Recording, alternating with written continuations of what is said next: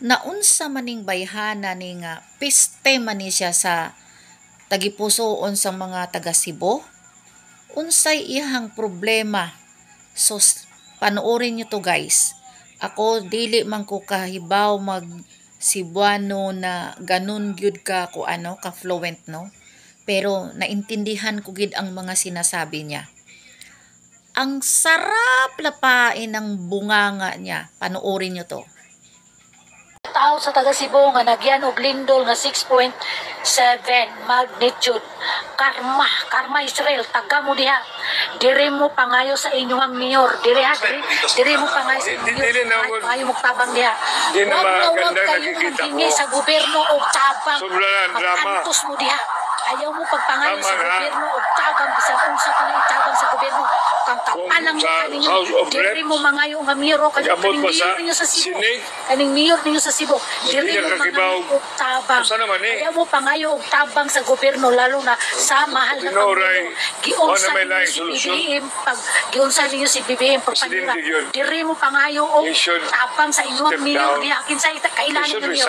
Kinsay na kailani nga mayor. Diri mo pangayo kapalang mo kaninyo. Doon kayo mangayo sa inyong mayor. Ha? Kung iingon niya, i-step down mag-resign daw si BBM.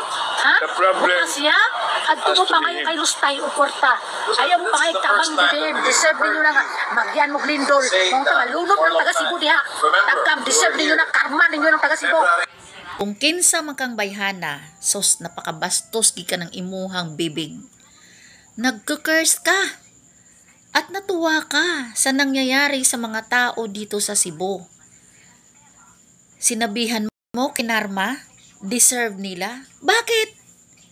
Gaano ba kalaki ang kasalanan ng mga tao na yun? Yung lahat ba ng mga nabiktima sa lindol?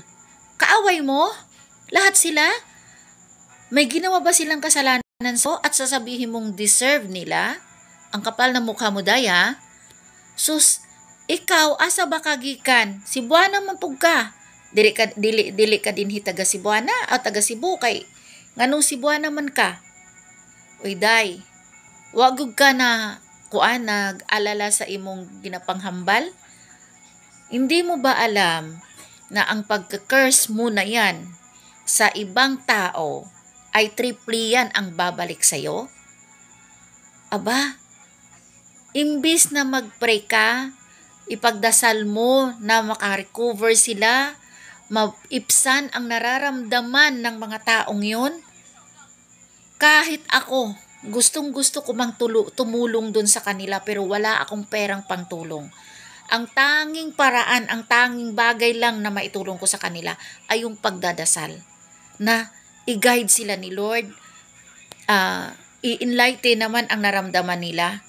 Tapos ikaw, sasabihin mo na karma nila, deserve nila. Paano yung mga bata na inosente, yung mga batang namatay?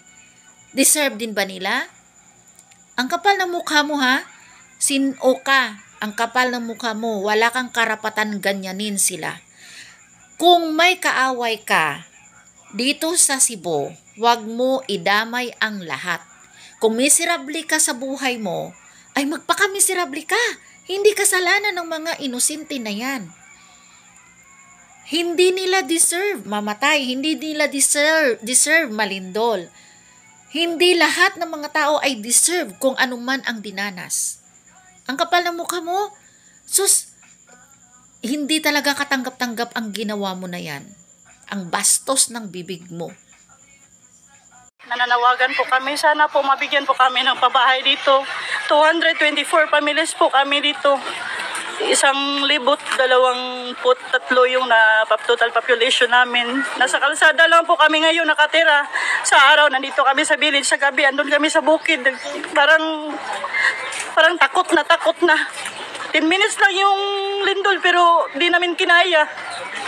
Ang hirap kaming lumabas sa mga bahay namin. Napaupo, ikot na lang, napahiga. Para lang makalabas. Sana po, mabigyan po kami kahit luti o pabahay. Mabigyan po ng gobyerno yung mga taong nahihirapan. Ngayon po nga, hirap na kami sa pagkain. 3 araw pa lang.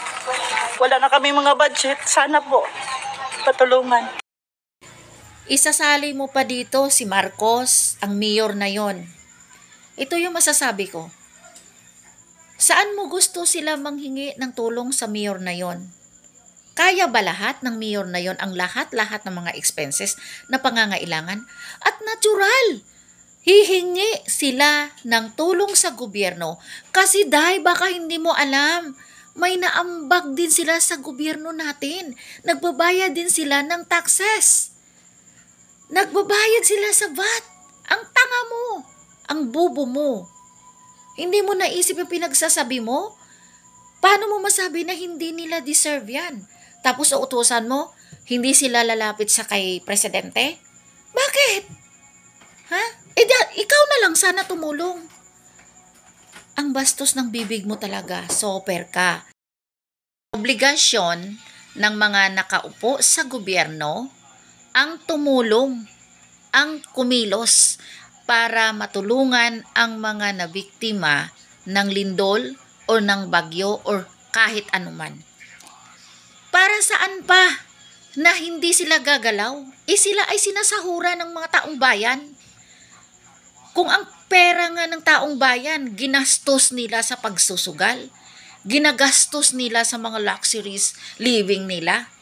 Tapos itong mga sakuna ngayon, ayaw mong tumulong, ayaw mong lumapit sila doon. Grabe ang bunganga mo ha, talaga naman. Ay nako, hindi mo sasabihin na wala silang karapatan manghingi ng tulong. Ang kapal ng mukha mo ha.